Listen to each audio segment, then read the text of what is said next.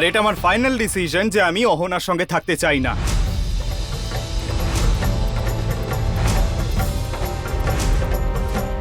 এই কথাটা বলা কি খুব সহজ ছোটু? মেয়েটাকে তো তুমি নিজে বিয়ে করে এখানে এনেছিলে।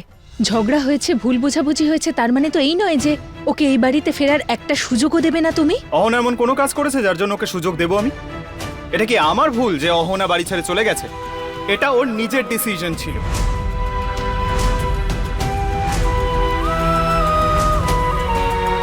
ওর একবারও রিয়েলাইজ হলো না যে এই কাজটা করার আগে ওর একবার বলা উচিত ছিল আমাকে। আর সব থেকে বড় কথা, ও নিজেই থাকতে চাইনি এখানে।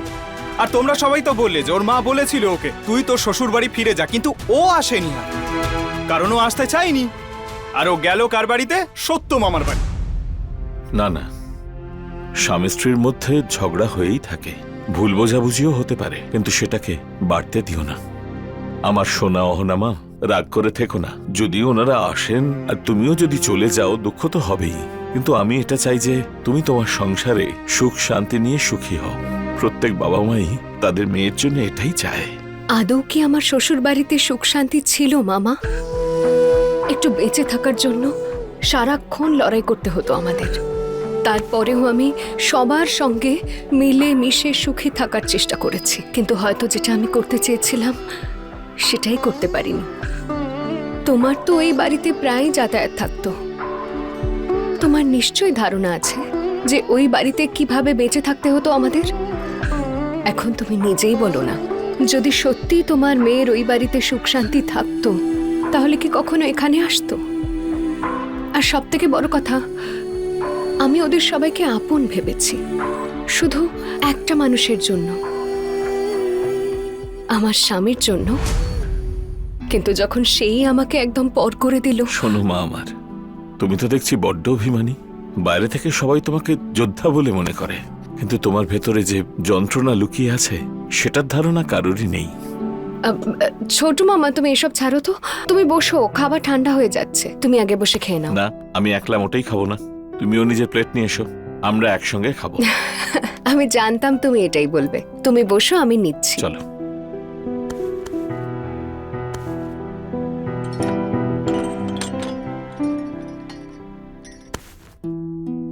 দারুণ খেতে হয়েছে। একটা কথা বলার ছিল মামা। দেখো, তুমি যদি আমায় এখানে রাখতে না পারো, মানে আমি বলতে চাইছি তোমার উপর কোনো চাপ সৃষ্টি হচ্ছে যে আমি অন্য বাড়ির বউ আর তুমি আমাকে এখানে বাধ্য হয়ে রাখছো, তাহলে আমি এখান থেকে চলে যাব। আর আমার তোমার প্রতি কোনো অভিযোগ থাকবে না মামা। আর এমনিতেও আমার তো কোনো প্ল্যান ছিল না এখানে আসার। তোমার ফোন এসেছিল তো আমি দেখা করতে চলে এলাম, নয়তো নিজের জন্য আমি কোনো একটা জায়গা খুঁজে নিতাম। তাই বলছি মামা, আমি এখানে থাকলে যদি কোনো রকম অসুবিধা হয় তাহলে কিন্তু আমি চলে যাব। শুধু তুমি আমায় ওখানে পাঠিও না প্লিজ।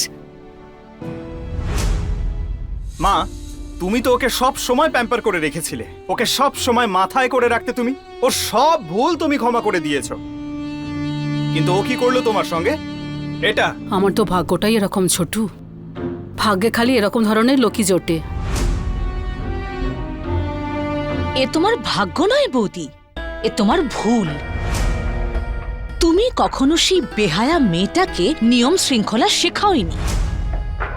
ও তো এমনিতেই একটা বিগড়ে যাওয়া মেয়ে, তার উপর আমাদের বাড়িতে এসে ও এই বাড়ির বৌমাদেরও একদম বিগড়ে দিয়েছে। আমরা এখানে অহনার নামে নিন্দে করতে আসেনি মা। আমরা শুধু এইটুকু চাই যে ছোটু সতু মামার বাড়িতে যাক, অহনাকে বোঝাক, ওর সাথে কথা বলুক আর ওকে বাড়ি ফিরে নিয়ে আসুক। আমি ওকে কিছুই বোঝাবো না দিদি ভাই। বাড়ি থেকে বেরিয়ে যাওয়াটা ওর ডিসিশন ছিল, তো ওর একার। আমি কেন ওর পিছন পেছন যাব? কেন যাবো ওকে আনতে? ওর ডিসিশন নিতে পারে, বাড়ি ফিরতে চাইলে ফিরবে, আমি যাবো না ওর পেছনে। কিন্তু তুমি তো এটা বলছিলে যে তুমি ওর সঙ্গে থাকতেই চাও না। হ্যাঁ হ্যাঁ, নিশ্চয়ই। কিন্তু তোমরা যখন বলছো যে একটা সুযোগ দেওয়া উচিত, তখন ঠিক আছে। তবে ও নিজে আসবে, আমি ওকে আনতে যাব না। এটা আমার দায়িত্বের মধ্যে পড়ে না। আর এমনিতেও অহনা স্ত্রী হিসেবে আজ পর্যন্ত আমাকে কি দিয়েছে? কখনো আমার কথা শুনেছে ও? কখনো আমাকে বোঝার চেষ্টা করেছে ও? আজ পর্যন্ত আমি ওকে যা যা করতে বলেছি ও সবসময় উল্টোটাই করেছে, কিন্তু কখনো কোনো রকম চিন্তাই করেনি ও। এটাই তো তুমি বুঝতে পারোনি যে অহনা এরকম নয়। ও যা করে সবার জন্য সমানভাবে করে। যদি তুমি এটা বুঝতে পারতে তাহলে এই আশাটা তুমি ওর কাছে করতে না যে ও শুধু তোমারই কথা ভাববে। সবার মধ্যে এই গুণটা থাকে না ছোটু। সব মানুষ শুধু নিজের জগৎ নিয়েই ব্যস্ত থাকে। আমার স্বামী, আমার পরিবার, কেউ কারোর জন্য ভাবে না। কিন্তু অহনা, ও তো সবার জন্য ভাবে। আরে ও তো নিজের শত্রুদের জন্য সেটা করেছে, যেটা ও আপনজনদের জন্য করেছে। আমি ওকে খুব বেশি দিন চিনি না, কিন্তু আমাকে আমার শ্বশুর বাড়ি থেকে ওই নিয়ে এসেছিল। আমার কষ্টও সহ্য করতে পারেনি। আজ যে আমি এখানে দাঁড়িয়ে আছি সেটা ওরই জন্যে। আমিও যে আবার নতুন করে বাঁচতে শিখেছি সেটাও শুধুমাত্র ওরই জন্যে। সত্যি কথা বলতে মা, অহনা যদি এ বাড়ি থেকে চলে যায় তাহলে আমিও এ বাড়িতে আর থাকতে পারবো কিনা আমি জানি না, কিন্তু ওরই জন্যে আমার বাকি বৌদিরা, আমার দাদারা আমাকে এখানে থাকতে দিয়েছে, আশ্রয় দিয়েছে, ভালোবাসা দিয়েছে। বাকিদেরকেও আমার হয়ে বোঝানোর চেষ্টা করে গেছে। বৌদিরা নিজেদের ননদকে বাড়ি থেকে বের করার জন্য আপ্রাণ চেষ্টা করে, কিন্তু অহনা, ও আমাকে এখানে নিয়ে এলো। আমি মানছি ও একটু বেশি কথা বলে, কিন্তু ও মিথ্যে তো কিছু বলে না। সব মানুষ তো একরকম হয় না। ওর কথাগুলো এতটাই সত্যি হয় যে মানুষ সেটা হজম করতে পারে না।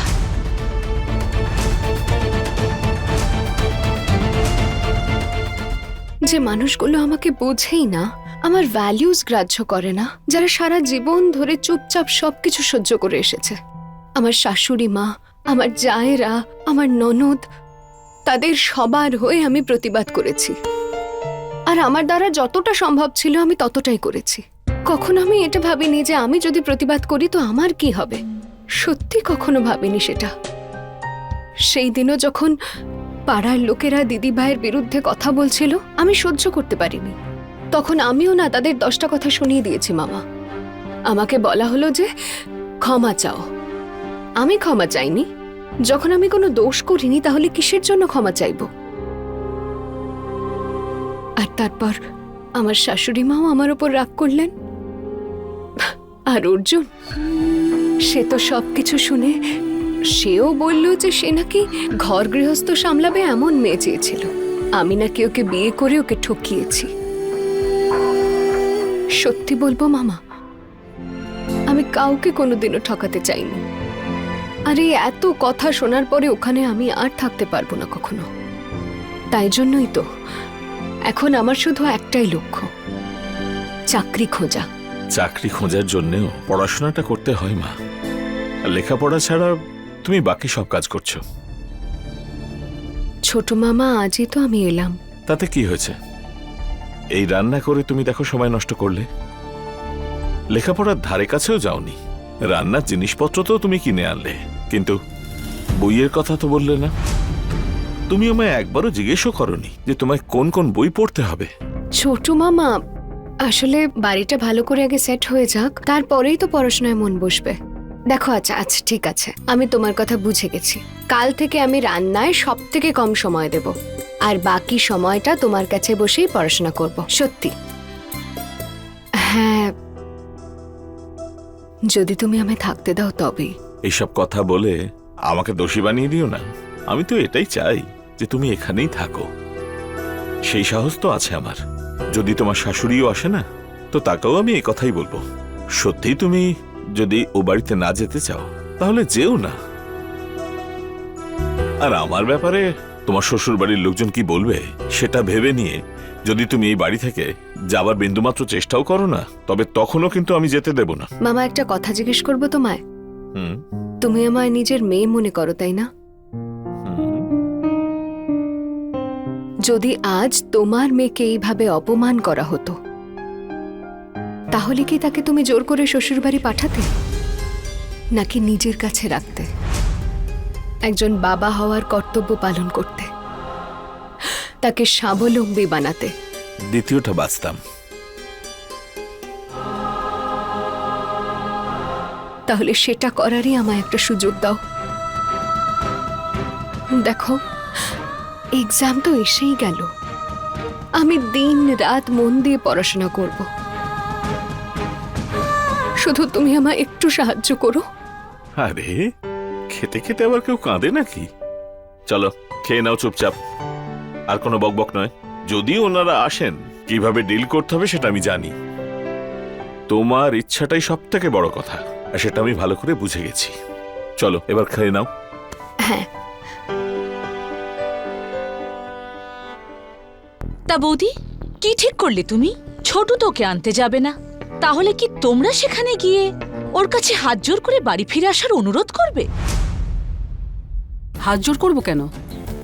ছোটদার বাড়িতে কি আমি এমনি যেতে পারি না? হ্যাঁ হ্যাঁ, তুমি তো যেতেই পারো, অবশ্যই যেতে পারো। হাজার হোক উনি তোমার বিশেষ আত্মীয়, তা তুমি কি শুধু ওনার সঙ্গেই দেখা করতে যাবে নাকি নিজের আদরের ছোট বৌমাকে ফিরিয়ে আনতে যাবে? ওখানে আমি একবার তো নিশ্চয়ই যাব, আর ওখানে গিয়ে আমি জিজ্ঞেস করব ও এখনো বাড়ি আসলো না কেন, আর এটাও জিজ্ঞেস করব ও কবে আসবে। আর তারপরেও যদি ও বলে যে ও এখানে আসবে না,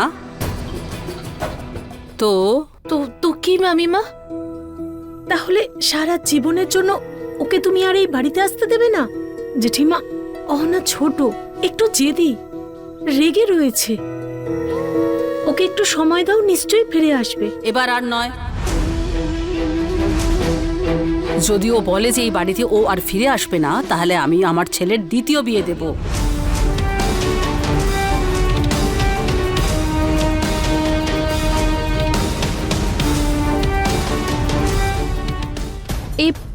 এ আপনি কি বলছেন মা? কেন, শুনে খারাপ লাগলো? এত সহজে যদি ও শ্বশুরবাড়িকে ভুলে যেতে পারে, নিজের শ্বশুরবাড়ির অপমান করে, তাহলে আমরা কি ওকে ভুলতে পারি না? আর তাছাড়া আমার ছেলে তো ওর সঙ্গে থাকতেই চায় না, আর জীবন তো দুজনকে একসঙ্গে কাটাতে হবে। তাও আমি ছোটকে বোঝানোর চেষ্টা করছি। আর তাছাড়া ছোটুও পরিষ্কার বলেই দিয়েছে, যদি ও নিজে এখানে এসে থাকতে চায় তাহলে থাকতে পারে, আরেকটা সুযোগও পাবে।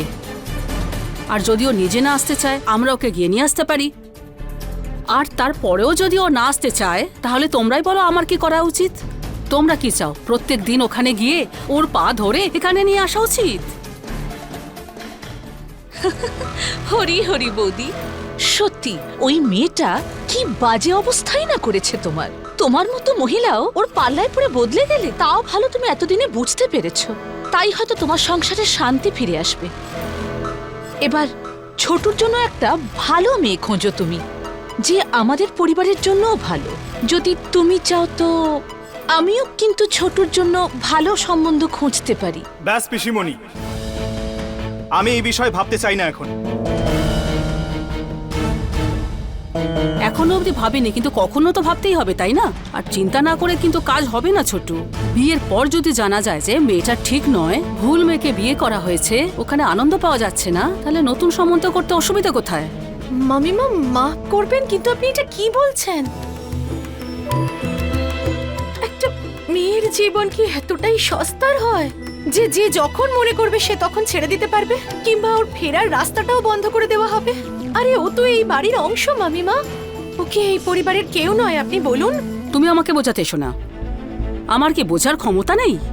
আমি এটা বলতে চাইছি না যে ছোটুর এক্ষুনি আমি বিয়ে দিয়ে দেবো, কিন্তু যদি ছোট বৌমা বলে যে ও এখানে আসতে চাইছে না, তাহলে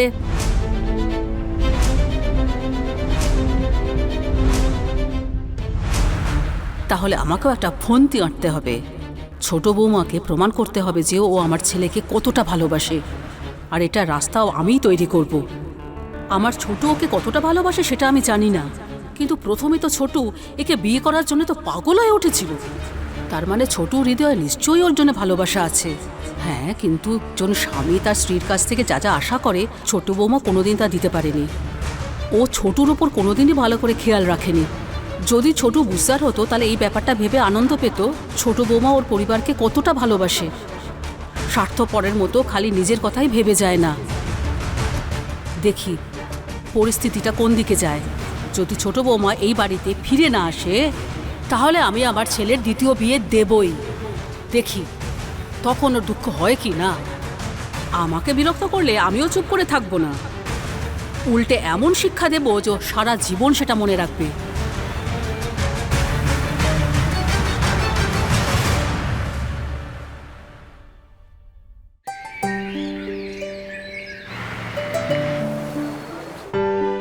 এসো, ভেতরে এসো।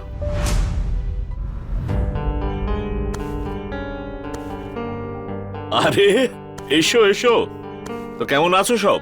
নমস্কার মামা। এখানে বসো। নমস্কার ছোটুদা। নমস্কার, বসো বসো। আমরা সবাই তো ভালোই আছি, আর আপনাকে দেখে তো ভালোই মনে হচ্ছে। ভালোই তো থাকবো আমি এখানে। আমার একটা মেয়ে এসে গেছে যে আমার দেখভাল করবার জন্য। বাপরে বাপ, কি রাগ রাগ করে দেখছো! একদম তোমার মতোই শাসনে রেখেছে আমাকে। আমার এই বাড়িতে নিয়ম কানুনের লিস্ট বানিয়ে ফেলেছে। ঠিক আছে, এই সূত্রে তোমরা তো এলে সবাই, ভালো লাগছে আমার। আমরা তো খালি এখানে এসে দেখতে চাইছিলাম যে আপনি কেমন আছেন। আর তাছাড়া আমাদের বাড়ির বউ এই বাড়িতে রয়েছে, আপনি ছোটুর কাছ থেকে আবার অনুমতি নিলেন না? অনুমতি? কি ব্যাপারে অনুমতি দুর্গা? ও এখনো আমাদের বাড়ির বউমা। আমায় এখানে থাকতে দেওয়ার জন্য ছোট মামাকে কেন অন্যের অনুমতি নেওয়ার প্রয়োজন পড়বে? উনি আমাকে এখানে ডেকে আনেননি, আমি নিজের স্বইচ্ছা এখানে এসেছি মা। আমার থাকার কোনো জায়গা ছিল না, আমি জায়গায় খুঁজছিলাম, আর ছোট মামা আমায় বললেন যে এখানেই থেকে যেতে। এর জন্য কেন উনি হঠাৎ অন্যের অনুমতি নিতে যাবেন? আমি তোমার সঙ্গে কথা বলতে চাইছি না, আর তোমার কোনো কথাও আমি শুনতে চাইছি না। কিন্তু তুমি এখানে আমার ব্যাপারে আমার সামনে কথা বলছো, সেক্ষেত্রে তো আমি উত্তর দেবই, আর তোমায় শুনতেও হবে। এটাই তো স্বাভাবিক মা। এখন ছাড় না এসব। এটা বল, তুই এভাবে আমাদের ভুলে গেলি কি করে? বড়দিদি, কখনো কখনো না ভুলে যাওয়াই ভালো। আর এমনিতেও তোমরা তো নিজেদের জীবনে খুশি আছো, তোমাদের আর আমায় কেন প্রয়োজন পড়বে? এমনিতেও আমার কিছু আচরণ তোমাদের একদম পছন্দ নয়, না আমার ব্যবহার তোমাদের পছন্দ হয়। বারবার আমার কারণে কত অসুবিধায় পড়তে হয়, তাই না তোমাদের? তাই জন্য হয়তো আমাকে ভুলে যাওয়াই তোমাদের জন্য মঙ্গল। না না অহনা, দেখ, আমরা তোকে কখনো ভুলতে পারবো না। আমিও তোমাদের কখনো ভুলতে পারবো না মেজদি। সেই জন্যই তো আমরা তোমাকে নিয়ে যেতে এসেছি অহনা, চলো আমাদের সঙ্গে। একদম না। ওকে তুমি নিজের সাথে নিয়ে গিয়ে রাখবেটা কোথায়? আমার বাড়িতে ওর জন্য কোনো জায়গা নেই। আমি একটু অবাক হচ্ছি না এই কথাটা শুনে। সেটাই তো স্বাভাবিক, আর সেটাই হওয়া উচিত। অহনা, মা তোমার জন্য ভেতরে ভেতরে কষ্ট পাচ্ছেন। আমি তো ওনার মেয়ে হই, আমি বুঝতে পারি। রাগের মাথায় সব বলছে, কিন্তু আমার মনে হয় যে মাকে তুমি আমাদের সবার থেকে বেশি ভালো চেনো, সেই জন্য বলছি। আর রাগ করে থেকো না। আমি তো কারোর ওপর রেগে নেই দিদি ভাই, আর রেগে থাকার কি আমার কোনো অধিকার আছে? ছোটুদার এখানে কতদিন থাকবে বলে প্ল্যান বানিয়েছো তুমি? ওর সারা জীবন।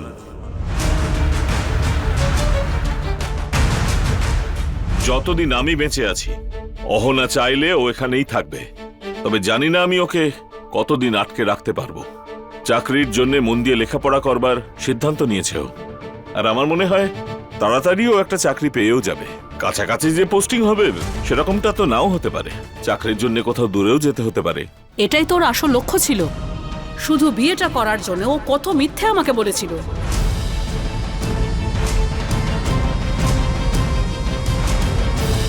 আমি কোনো মিথ্যে বলিনি মা, উল্টে তোমরা আমার অসহায়তার সুযোগ নিয়ে মাকে দিয়ে সমস্ত শর্ত মানিয়েছিলে। আমি কিন্তু তোমার ছেলেকে সবটাই সত্যি বলেছিলাম মা। আমি ওকে বলেছিলাম যে আমি এক্সাম দেব, আর এটাও বলেছিলাম আমি চাকরি করতে চাই। আমি তো এটাই ভাবছিলাম মা, যে আমি তোমাদেরকে স্বাবলম্বী করার জন্য উৎসাহিত করছি। মূর্তি বানানোর জন্য আমি তোমায় জোর করিনি। যদি তোমার ইচ্ছে না থাকতো মা, তাহলে তুমি নিজেই এই কাজটা করতে না।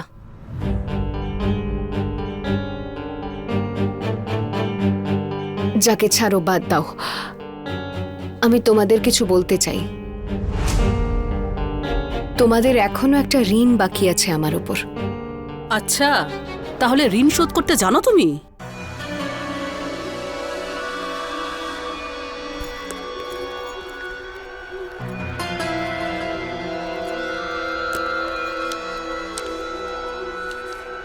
মা, এটা হলো মূর্তি বিক্রির কিছু টাকা।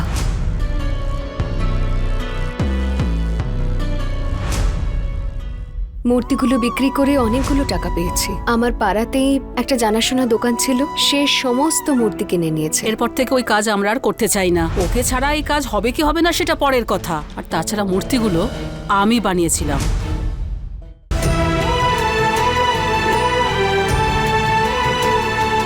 পুরনো মূর্তিগুলো ভেঙে গেছিল, তাতে অনেকটা ক্ষতি হয়ে গেছিল, কিন্তু এই মূর্তিগুলো বিক্রি করে অনেকটাই টাকা পেয়েছি।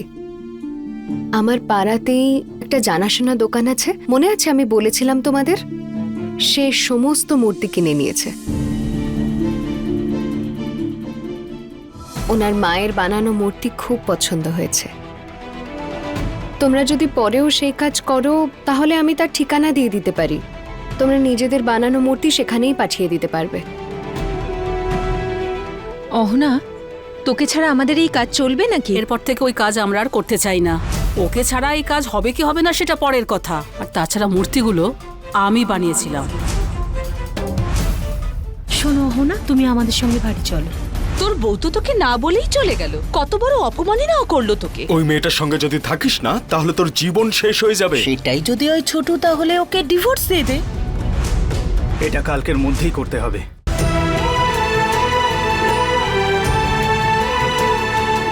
একদম মা, ঠিক বলেছ তুমি। আমি আর কি করেছি? আর তাছাড়া আমায় ছাড়া কাজ হবে না সে আবার কেমন কথা? বর দিদিও না যখন তখন যা খুশি বলে দেয়। মা, এই নাও, এখানে ৬,০০০ টাকা আছে, মূর্তির টাকা। এর মধ্যে তোমারও অংশ আছে। আমি নিজের অংশ পাওয়ার জন্য মূর্তি বিক্রি করিনি। আমি আজ পর্যন্ত যে পরিশ্রম করেছি, যত উপার্জন করেছি, কখনো কি আমি নিজের অংশ চেয়েছি মা? যেটুকু পেয়েছি আমি মা, সবসময় আমরা মিলেমিশে খরচা করেছি। কখনো তো আমার অংশ চাইনি আমি। আশা করব তোমার সেটা মনে আছে।